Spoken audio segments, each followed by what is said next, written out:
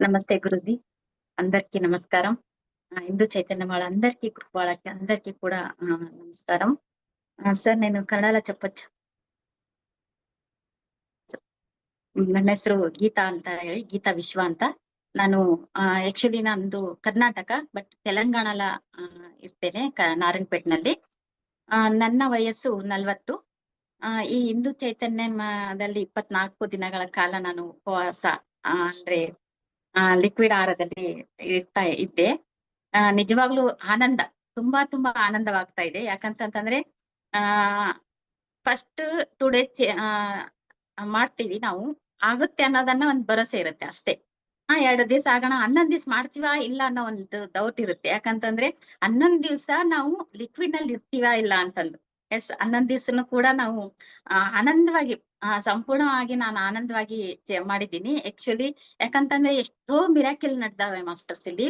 ಆ ಯಾವ ರೀತಿ ಅಂತಂದ್ರೆ, ನಾವು ಹೊರಗಡೆ ಹೋದಾಗ, ನಾನು ಒಂದ್ಸಲ ಪಿರಮಿಡ್ಗೆ ಹೋದಾಗ ನಿಜವಾಗ್ಲೂ ಅಲ್ಲಿ ಯಾವ ರೀತಿ ಅಂತಂದ್ರೆ ಅವರು ಫುಡ್ ಇರ್ತಾರೆ, ಆದ್ರೆ ಆ ದಿವಸ ರಾಗಿ ಜಾವನ್ನು ಕೂಡ ಇಟ್ಟಿದ್ರು ಆ ದಿವಸ. ನಿಜವಾಗ್ಲೂ ಅದೊಂದು ಮಿರಾಕಿಲ್, ಶಿವನ ಅನುಗ್ರಹ ಅಂತ ನಾನು ಹೇಳಕ್ ಇಷ್ಟಪಡ್ತಾ ಇದ್ದೀನಿ. ಹಾಗೆ ನಾನು ವೇಟ್ ಲಾಸ್ ಅಂತಂತಂದ್ರೆ, ನಿಜವಾಗ್ಲೂ ಇಲ್ಲಿ ವೇಟ್ ಲಾಸ್ ಅಂದ್ರೆ ನಾನು 3 kg ವೇಟ್ ಲಾಸ್ ಆಗಿದ್ದೀನಿ. ಮುಖದಲ್ಲಿ ಗ್ಲೋ. ಒಂದ್ ದಿವಸ ನಮ್ಮ ಅಮ್ಮನಿಗೆ ಕಾಲ್ ಮಾಡಿ ಈ ತರ ಉಪವಾಸ ಇದ್ದೀನಿ ಅಂತ ಅಷ್ಟೇ ಹೇಳ್ದೆ, ಆದ್ರೆ ಬಟ್ ನೆಕ್ಸ್ಟ್ ನಾನು ಫೋಟೋ ಕಳ್ಸಿದೆ.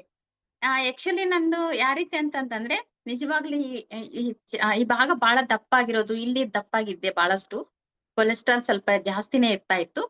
ಆದ್ರೆ ಯಾವ ರೀತಿ ಅಂತಂದ್ರೆ, ನಮ್ಮಮ್ಮ ಫೋಟೋ ನೋಡಿ ಏನ್ ಮಾಡಿದ್ರ ಅಂತಂದ್ರೆ, ಈ ರೀತಿ ಚೇಂಜ್ ಆಗಿದ್ಯಾ, ಏನಾಯ್ತು ನಿನ್ಗೆ, ಎಷ್ಟ್ ತೆಳ್ಳಗಾಗಿದ್ಯಾ, ನಿಜವಾಗ್ಲೂ ಸೂಪರ್ ಕಾಣಿಸ್ತಾ ಇದೆಯಾ, ಇವಾಗ ಸೂಪರ್ ಕಾಣಿಸ್ತಾ ಇದೆಯಾ ನೋಡು, ನಿನ್ ಏಜಿಗ್ ತಕ್ಕಂಗೆ ನಿನ್ ಫ್ಯಾಟ್ನೆಸ್ ಬಹಳ ಆಗಿದ್ದೆ, ಇವಾಗ ಸೂಪರ್ ಸೂಪರ್ ಆಗಿದೆಯಾ, ಯಾವ ರೀತಿ ಏನ್ ಮಾಡ್ತಾ ಇದೆಯಾ ಅಂತ ಕೇಳಿದಾಗ, ಇಲ್ಲ ಈ ರೀತಿ ನಾನು ಹಿಂದೂ ಚೈತನ್ಯದಲ್ಲಿ ಈ ತರ ಲಿಕ್ವಿಡ್ ಆಹಾರದಲ್ಲಿ ನಾನು ಭಾಗವಹಿಸ್ತಾ ಇದ್ದೀನಿ.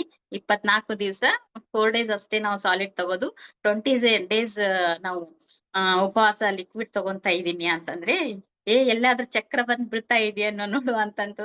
ಆ ರೀತಿ ಮಾಡ್ಬೇಡ. ಇಲ್ಲ ಇಲ್ಲ ನಾನ್ ಅಂದೆ, ಇಲ್ಲಿ ಗುರುಜಿ ಯಾವ ರೀತಿ ಅಂತಂದ್ರೆ ಶಕ್ತಿಪಾತನೇ ಆ ರೀತಿ ನಮ್ಗೆ ಕೊಡ್ತಾ ಇದಾರೆ, ಎನರ್ಜೇಷನ್ ನನ್ನ ಒಂದು ಬೆಳಗ್ಗೆ ಆ ರೀತಿ ಆ ಆ ರೀತಿ ನಮ್ಗೆ ಆ ಶಕ್ತಿಪಾತದಿಂದ ಏನೋ ಗೊತ್ತಿಲ್ಲ, ನಮ್ಗೆ ಯಾವ್ದೇ ರೀತಿ ಏನು ಹಶುವಾಗೋದಾಗ್ಲಿ ಏನೂ ಆಗೋದಿಲ್ಲ ಅಂತ ಹೇಳ್ದೆ.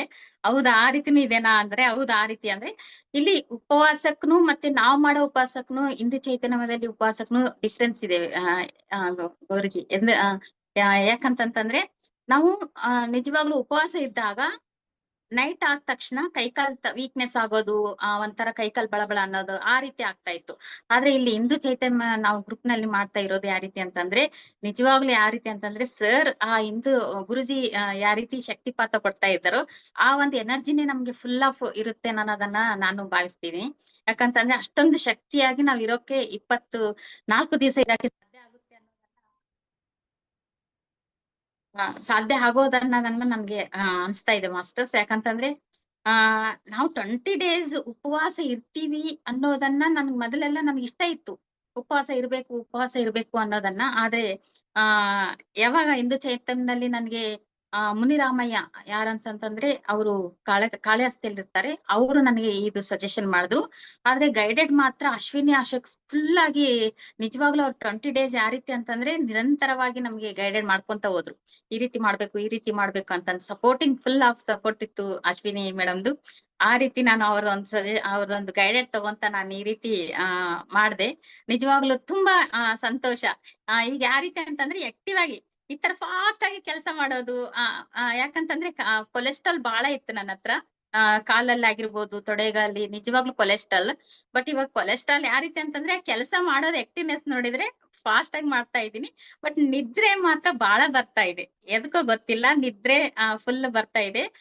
ಮೆಡಿಟೇಷನ್ ನಲ್ಲಿ ಎರುಕದಿಂದ ಅಂದ್ರೆ ಅವೇರ್ನೆಸ್ ನಿಂದ ನಾನು ಮೆಡಿಟೇಷನ್ ಮಾಡ್ತಾ ಇದ್ದೀನಿ. బట్ నిద్ర మాత్రం చాలా చాలా నిద్ర వస్తుంది, ఎందుకో తెలియదు గురుజీ. నేను ఇది ఒకటి మీకు తెలుగులో అడగాలనుకున్నాను. నిద్ర ఒకటి చాలా వస్తుంది, మళ్ళీ ముందల నాకు చేంజ్ అవుతుందేమో సెకండ్ లెవెల్. బట్ ఇప్పుడైతే నిద్ర సంపూర్తిగా చేస్తున్నాను, బాగా నిద్ర ಮಾಡ್ತಾ ಇದೀನಿ. మెడిటేషన్ లో మాత్రం ఎరుకతోనో అవేర్నెస్ లో చేస్తున్నాను. నిజంగా అది అద్భుతంగా అవుతుంది. ఇది నాది ఏమి నా అనుభవాలంట కొంచెం అంట నేను చెప్తున్నాను మాస్టర్ గురుజీ. థ్యాంక్ యూ అవకాశం ఇచ్చినందుకు. Thank you. Thank you sir.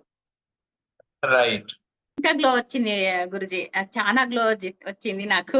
Photo తీసి అమ్మకి పెడితే అమ్మ అన్నది, "ఎంత గ్లో వచ్చింది గదా నీ ముఖంలో ఇప్పుడు" అంటే చానా ఫస్ట్ ఉండేది. బట్ ఇంకా మనం ఉపవాసం చేసి లిక్విడ్ ఆహారం తింటుంటాం గదా! ఇంకా గ్లో వస్తుంది అంటే నేను ఈ దాంట్లో చెప్తున్నాను friend. Thank you Guruji. Thank you so much.